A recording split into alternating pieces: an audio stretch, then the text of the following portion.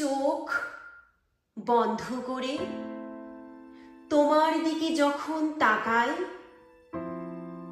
অস্পর্শগুলোই ভীষণ স্পর্শ করে আমায়। স্পন্দনগুলো প্রশ্ন আঁকে অদৃশ্য ক্যানভাসে।